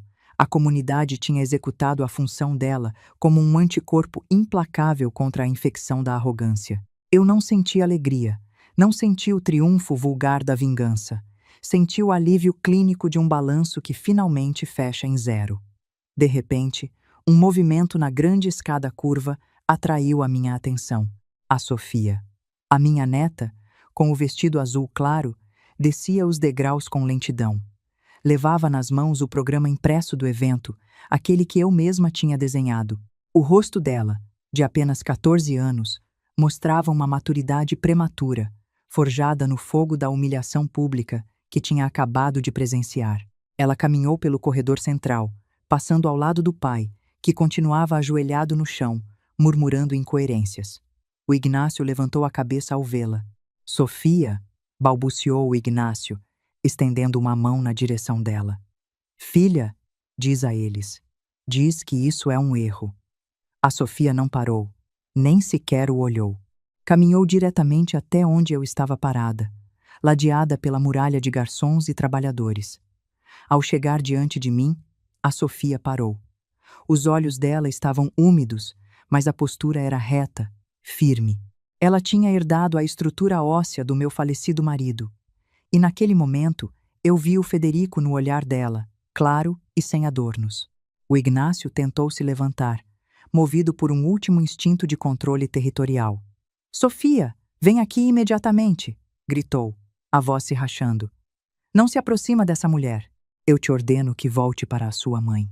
Deu um passo na nossa direção, mas antes que avançasse 1 milímetro a mais, uma figura imensa emergiu do corredor de serviço. Era o Fausto, de macacão manchado de graxa, empunhando uma pesada chave inglesa de ferro maciço, não como arma, mas deixando ela descansar casualmente sobre a coxa. Se colocou entre o Ignácio e a gente, a presença preenchendo o espaço como um bloco de granito. "O senhor não dá ordem a ninguém nessa casa, senhorzinho", rosnou, a voz rouca reverberando no peito de todos os presentes. "A menina vai aonde ela quiser ir, e o senhor fica exatamente onde está." O Ignácio olhou para o Fausto, para a chave inglesa, para os garçons que mantinham a posição atrás de mim e, por fim, para o Tomás. Compreendeu de uma vez por todas que a autoridade não nasce do dinheiro que se deve ao banco, mas do respeito que se cultiva com as pessoas. Baixou a cabeça, derrotado, e recuou até se sentar no chão, ao lado da Patrícia, afundado na miséria da própria criação. A Sofia me olhou, levantou uma mão trêmula e segurou a manga da minha jaqueta de lã cinza. O tecido áspero contrastava com a maciez dos dedos infantis dela. "A gente pode ir para sua casa, vó?" me perguntou num sussurro, a voz carregada de um cansaço infinito. "Aqui está muito frio e as luzes são horríveis." Eu olhei para a minha neta, analisei o pedido, aprovei o movimento. "Sim, Sofia", respondi com suavidade, cobrindo a mãozinha dela com a minha. "O evento foi concluído, o balanço está fechado. É hora de voltar para São Lucas." Levantei o olhar para a minha comunidade, para o Julián, o Mateu, o Tomás, o Fausto, os homens e mulheres que tinham sustentado o teto quando a tempestade bateu. Lhes dediquei um leve aceno, um gesto microscópico que continha décadas de gratidão. O Julián devolveu o aceno, baixando a cabeça. O Fausto deu um passo para o lado, abrindo um corredor de honra. Dei meia volta. Mantive a Sofia agarrada ao meu braço e comecei a caminhar de volta para as portas de serviço, para a escuridão dos becos, para o mundo real. Às minhas costas, o salão Las Bugambilhas ficou afundado na própria miséria, iluminado pela luz de hospital que não perdoava ninguém, com o Ignácio e a Patrícia presos no epicentro de um vazio que eles mesmos tinham cavado. Eu não olhei para trás. Os números já estavam registrados, e eu nunca reviso uma conta que já foi saldada. O beco de serviço nos recebeu com um abraço gelado, saturado do cheiro de concreto úmido e de legumes descartados perto dos grandes contêineres das cozinhas. Atrás, do outro lado das pesadas portas de aço, ficava o colapso absoluto de uma mentira financeira. Caminhei com as costas retas, sentindo o peso leve da mão da Sofia agarrada à manga da minha jaqueta de lã cinza. Os meus sapatos de salto baixo produziam um som rítmico, um compasso metódico que marcava a nossa saída do teatro de sombras que o Ignácio e a Patrícia tinham construído. Não havia pressa nos meus passos. As fugas apressadas são para aqueles que deixam dívidas pendentes. Eu, ao contrário, tinha acabado de cobrar a fatura mais importante da minha vida, e o meu balanço pessoal estava perfeitamente fechado.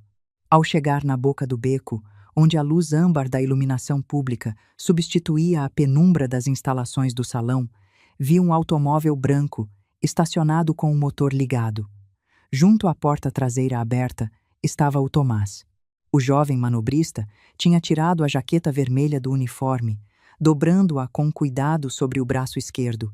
Usava uma camisa branca simples, e a postura era de um respeito absoluto. "Dona Rosalia", disse o Tomás, baixando ligeiramente a cabeça quando a gente se aproximou. "O senhor Héctor me ordenou que eu tirasse o meu carro pessoal do estacionamento dos funcionários. Ninguém além de mim vai levar a senhora para casa essa noite. É uma honra para mim." "Obrigada, Tomás", respondi, avaliando a firmeza na voz do rapaz. Ele tinha sobrevivido à tempestade de insultos do Ignácio sem perder a dignidade. A sua integridade essa noite foi impecável. Nunca esqueça que o valor de um homem se mede por como ele mantém a calma quando os trapaceiros gritam. O Tomás concordou em silêncio, os olhos brilhando com uma gratidão que as palavras não precisavam adornar. Ajudou a Sofia a subir no banco de trás e depois me estendeu a mão para facilitar a minha entrada. O interior do veículo modesto estava imaculadamente limpo e cheirava a pinho sintético e a sabão de lavanderia, um aroma infinitamente mais honesto do que as loções francesas que sufocavam o saguão do salão. O trajeto até o bairro de São Lucas foi um exercício de observação clínica. Pela janela, eu via como a geografia da cidade mudava gradualmente. Os grandes bulevares, ladeados por concessionárias de carros europeus e boutiques de grife, foram cedendo lugar às avenidas mais estreitas, onde os postes piscavam de vez em quando e as calçadas mostravam as cicatrizes do tempo e da falta de orçamento municipal. A Sofia apoiou a cabeça no meu ombro. A respiração dela, no começo agitada, começou a desacelerar, se sincronizando com o zumbido dos pneus sobre o asfalto. Enquanto a paisagem se transformava, a minha mente processou a última lembrança que o Federico tinha me deixado, como um mapa para lidar com a nossa filha. Aconteceu quase 2 décadas atrás, quando a Patrícia tinha 17 anos. Ela tinha exigido um empréstimo bancário para financiar uma viagem de formatura para a Europa, porque todas as amigas dela do colégio particular iam. O Federico a levou para o quintal dos fundos, onde construía um pequeno galpão de tijolos. Entregou a ela uma colher de pedreiro e apontou os alicerces ainda meio secos. "Toca o cimento, Patrícia", o meu marido tinha dito, com a voz profunda e raspada. "Se eu levantar as paredes hoje, antes de essa base curar, a estrutura inteira vem abaixo com a primeira chuva forte. O crédito é igual. Se você vive com dinheiro que não suou para ganhar, está construindo a sua vida sobre um alicerce mole.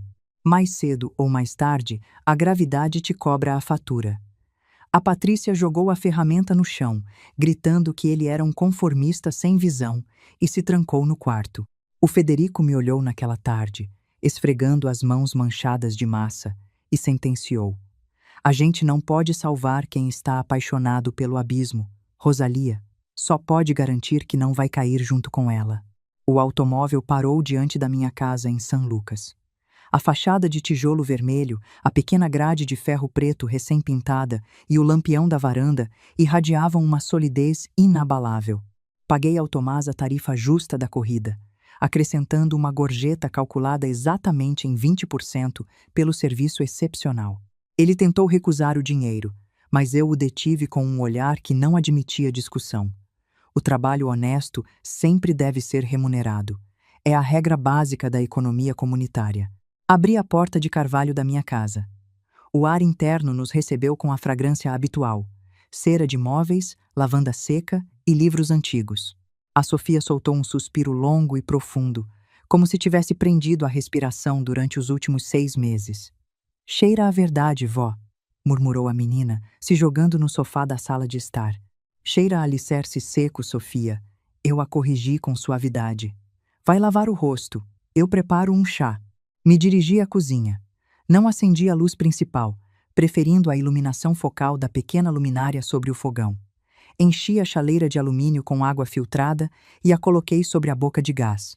Enquanto esperava o apito, tirei 2 xícaras de cerâmica grossa e um vidro de folhas de camomila. Os meus movimentos eram precisos, econômicos, sem desperdiçar um único grama de energia. A crise tinha sido administrada. O colapso do inimigo tinha sido auditado. Agora começava a fase de reconstrução. O apito da chaleira rompeu o silêncio. Servi a água fumegante, calculando o tempo exato de infusão. Levei as xícaras para a mesa de fórmica da sala de jantar, a mesma mesa onde eu tinha desmontado os orçamentos fraudulentos da Patrícia e onde tinha salvado o negócio do Hector, 30 anos atrás. A Sofia apareceu com o rosto limpo de maquiagem, vestindo uma camiseta velha do avô que ficava nela como uma túnica imensa. Sentou-se diante de mim e abraçou a xícara quente com as 2 mãos. Não houve grandes discursos naquela noite. Os saldos se fecham com números, não com lágrimas. Eu expliquei a Sofia que a casa de São Lucas sempre seria o refúgio dela, mas que, a partir do dia seguinte, ela teria que aprender a somar e subtrair o próprio valor sem depender das etiquetas que os pais tinham querido impor a ela. Ela concordou, bebendo o chá em silêncio, absorvendo a lição com a mesma naturalidade com que a terra seca absorve a água da chuva. Na manhã seguinte, o relógio de parede marcava exatamente 9 horas, quando escutei 3 batidas secas na porta principal. Eu não precisava olhar pela janela para saber quem era. O ritmo dos nós dos dedos era inconfundível. Abri a porta e encontrei o Hector. O imenso dono das bugambilhas trazia uma sacola de papel pardo da padaria do bairro, da qual emanava o cheiro doce e tostado dos pãezinhos. O rosto dele, habitualmente jovial, mostrava as linhas marcadas de uma noite sem dormir, mas os olhos brilhavam com uma lucidez feroz. "Bom dia, minha rainha", disse o Hector, cruzando a soleira e se dirigindo direto à cozinha com a familiaridade de 3 décadas de amizade. Serviu 2 xícaras grandes de café preto, colocou o pão doce num prato e se sentou diante de mim, apoiando as mãos grandes sobre a mesa de fórmica. "Foi uma carnificina contábil, Rosalia", começou, a voz grave ressoando nas paredes da cozinha. "Depois que você saiu pelo beco, o caos tomou conta dos suíços. O Sr. Hoffman não só cancelou a fusão, fez umas ligações ali mesmo, na calçada em frente ao meu salão. Acontece que os investidores europeus têm contato direto com a diretoria do banco que dava crédito ao seu genro. Quando o banco descobriu que a fusão internacional era uma fraude, ativaram as cláusulas de vencimento antecipado. Na hora, tomei um gole do meu café. Não demonstrei surpresa. A física financeira dita que, quando se corta a corda de um balão cheio de furos, a queda é vertical e violenta. "Houve penhora?" perguntei, mantendo a minha caneta suspensa sobre o papel. O Hector soltou uma gargalhada amarga. "Penhora é uma palavra suave. Foi uma execução pública. Às 2 da madrugada, enquanto o Ignácio continuava sentado no chão do saguão chorando e a Patrícia exigia aos gritos que o Tomás conseguisse uma limusine que jamais ia chegar, apareceram 3 guinchos do banco no estacionamento. Levaram os 2 carros europeus do Ignácio direto das vagas exclusivas. O engravatado tentou deter os guincheiros, mas os advogados do banco vinham com uma ordem de retenção de bens assinada por um juiz de plantão. Levaram tudo. Deixaram eles a pé. Anotei o dado no meu caderno. Ativos líquidos confiscados. E como a Patrícia reagiu? Indaguei, o meu tom desprovido de qualquer emoção materna, analisando a minha filha puramente como uma variável na equação do próprio desastre dela. "A sua filha", o Hector negou com a cabeça, pegando um pedaço de pão doce. "A sua filha não conseguia processar a realidade. Quando viu que estavam levando os carros, tentou ordenar ao Julián que chamasse a polícia, argumentando que a gente estava roubando o patrimônio dela. O Julián, com aquela cara de pedra que ele tem, informou muito educadamente que o salão não se responsabilizava por penhoras legais e apresentou a fatura final do evento, incluindo o custo da limpeza do vinho que os suíços derramaram. Obviamente, os cartões de crédito do Ignácio recusaram todos. Tiveram que ir embora a pé até a avenida principal para pegar um táxi de ponto, porque a Patrícia se recusava a subir num ônibus noturno. A imagem da Patrícia e do marido, arrastando os ternos de grife pelas calçadas rachadas da madrugada, não me produziu nenhuma satisfação sádica. Era simplesmente a consequência matemática de tentar sustentar um teto sem alicerce. O painel do Federico, aquela velha caixa de fusíveis no porão, não tinha destruído o Ignácio, só tinha apagado as luzes artificiais para que o mundo enxergasse as ruínas que já existiam. Para você entender o tamanho daquilo, 2 carros importados, num país onde um carro desses custa o equivalente a anos de salário de uma família trabalhadora, sumindo no escuro num par de guinchos. Não era só o metal indo embora, era a máscara inteira sendo arrancada, peça por peça, diante de 200 testemunhas. O tempo, assim como os juros compostos, fez o trabalho dele de forma silenciosa e inexorável. 6 meses, para ser exata, se passaram desde aquela noite de aniversário. A primavera chegou a São Lucas, trazendo o florescimento dos jacarandás e o calor úmido que anunciava a temporada de chuvas. Aqui vale lembrar uma diferença que muita gente não nota. No hemisfério norte, onde fica o México, as estações são invertidas em relação ao Brasil. Aquela primavera mexicana não tem nada a ver com o nosso outono. Quando lá os jacarandás se enchiam de roxo, aqui no Brasil a gente entrava na estação mais fresca do ano. Parece detalhe, mas é o tipo de coisa que muda toda a percepção de tempo de quem ouve a história de longe. Durante aquele meio ano, a rede comunitária que eu tinha cultivado continuou operando como um sistema descentralizado.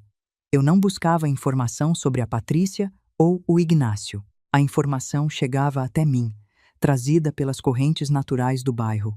Foi numa tarde de terça-feira, no finzinho daquela primavera, que a auditoria final do destino deles chegou na minha sala de jantar. A Clara, a florista do Mercado Central, bateu na minha porta. Trazia um imenso buquê de gladiolos brancos, frescos e resplandecentes, embrulhados em papel de jornal. Para a mesa da sua sala, Dona Rosalia, ela me disse, me entregando as flores com um sorriso amplo que enrugava os cantos dos olhos. O avental dela continuava cheirando a terra úmida e a trabalho honrado. Eu a convidei a entrar. Ofereci um copo de água fresca de limão e a gente se sentou na varanda dos fundos, observando o pequeno jardim onde o Federico tinha construído o galpão de tijolos. A Clara bebeu um gole longo, secou os lábios com as costas da mão e me olhou com uma expressão que misturava o respeito com a necessidade de compartilhar uma notícia importante. Eu fui na clínica dentária do centro essa manhã, Dona Rosalia, começou a Clara, baixando a voz como se a gente estivesse discutindo segredos de Estado. Fui ajustar a minha prótese. Na clínica do Dr. Soares, aquele do consultório na Avenida dos Freixos, arquivei o nome na hora. O Dr. Soares, o mesmo dentista que a Patrícia tinha relegado à mesa 14, a mesma mesa para a qual ela tinha me desterrado. Estou te escutando, Clara, eu disse, cruzando as mãos sobre o colo. A senhora sabe que eu não sou de ficar levando fofoca, continuou a florista, se ajeitando na cadeira de vime. Mas sei que a senhora é uma mulher de números, e pensei que devia saber como ficaram as contas. Quando eu entrei na recepção, a moça atrás do balcão, organizando os prontuários e atendendo o telefone, era a sua filha. Era a Patrícia. Eu não alterei a minha postura, mas a minha mente começou a processar a simetria do evento. O mecanismo do destino é impecável quando a gente o deixa operar sem interferência. O Ignácio desapareceu, não foi? Deduzi em voz alta, baseada nos padrões clássicos dos trapaceiros corporativos que ficam sem liquidez. A Clara concordou. É o que dizem na sala de espera. O genro fugiu da cidade 3 meses atrás, quando os promotores abriram uma investigação contra ele por fraude bancária. Deixou a Patrícia sozinha com as dívidas. O banco penhorou a casa enorme da Zona Nobre.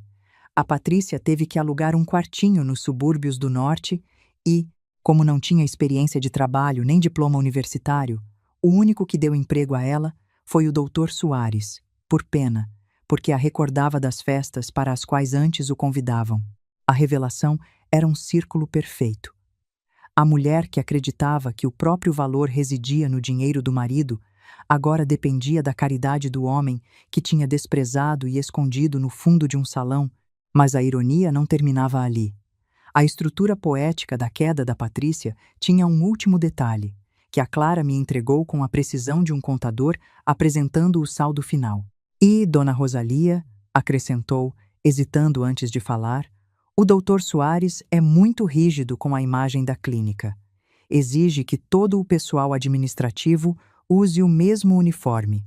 A Patrícia estava sentada atrás daquele balcão, carimbando papéis e agendando consultas, usando um conjunto de poliéster, completamente cinza, exatamente da mesma cor que a senhora usava na noite do salão. Parem aqui um segundo, porque essa é a parte que importa de verdade. A simetria era de uma justiça implacável. A Patrícia tinha gritado que eu não tinha classe, que o meu conjunto cinza a envergonhava, que eu era o lembrete de uma origem medíocre. Agora ela mesma vestia aquele cinza, presa num trabalho mecânico, servindo aos convidados da mesa 14, O conceito de classe que ela tinha tentado usar como arma contra mim tinha se transformado na própria jaula dela. Eu não senti pena, mas também não senti alegria. O balanço simplesmente tinha retornado ao estado natural. O universo não castiga, o universo audita. E isso vale uma reflexão. A gente passa a vida inteira achando que o cinza é a cor de quem perdeu, quando, na verdade, é a cor de quem trabalha. A diferença é que eu escolhi o meu cinza com orgulho, e ela foi obrigada a vestir o dela como sentença. A minha reconstrução não dependeu da queda dos meus antagonistas. O meu capital sempre tinha estado investido em outro lugar. Naquela mesma terça à tarde, a porta principal se abriu, e eu escutei o som de uma mochila caindo no chão de madeira do corredor. Era a Sofia. A minha neta tinha vindo morar comigo definitivamente, na mesma semana em que o Ignácio fugiu da cidade e a Patrícia foi despejada. Os serviços sociais, diante da instabilidade da mãe e da ausência do pai, tinham facilitado a guarda temporária a meu favor, um trâmite que eu resolvi em 3 dias, graças aos meus contatos nas varas de família. Deixa eu te explicar como funciona isso lá, porque é diferente daqui. No México, a guarda provisória de uma adolescente, quando os pais não têm condições, passa por um sistema de assistência que pode ser lento e cheio de etapas. Aqui no Brasil, a gente tem o Conselho Tutelar e a Vara da Infância, que costumam priorizar o vínculo com os avós quando a família mais próxima falha. Cada país tem o seu caminho, mas, no fim, o que conta em qualquer lugar do mundo é ter alguém que abra a porta e diga: "Venha morar comigo." A Sofia entrou na cozinha. Usava o uniforme da escola pública do bairro, que mantinha impecavelmente passado.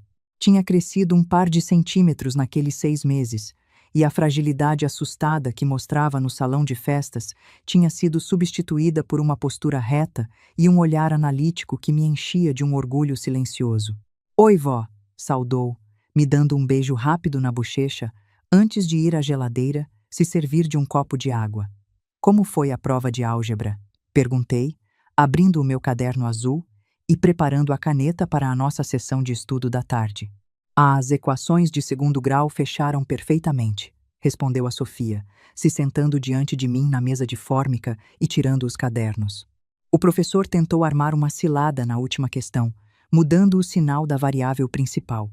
Mas eu percebi a tempo. Não dá para resolver a equação se você não isola o passivo primeiro. Esbocei um dos meus raros e milimétricos sorrisos.